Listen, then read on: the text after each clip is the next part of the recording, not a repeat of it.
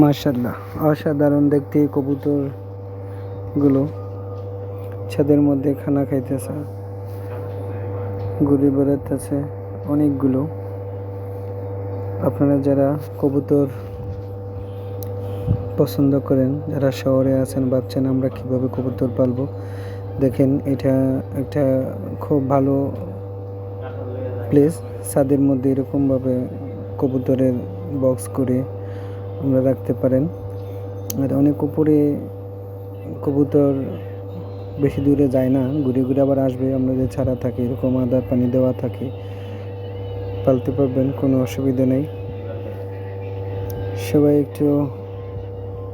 একটু কেয়ার নিলে, যত্ন করলে, একটু সচেতনতা অবলম্বন করলে কয়েকদিনের মধ্যে দেখবেন যে সব ঠিক হয়ে গেছে।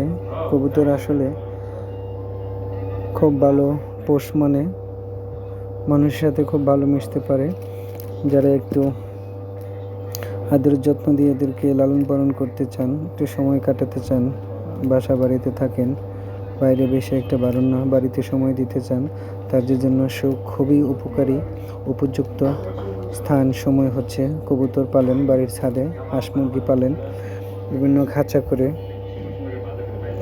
খুবই ভালো লাগবে দেখতে, সময় কাটবে, আপনার ভালো লাগবে, এদের সাথে সময় কাটাতে অনেক ভালো লাগবে।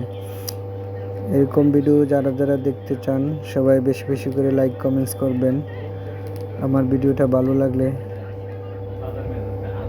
সবাই লাইক করবেন। সবাই ভালো থাকবেন। আল্লাহ হাফিজ।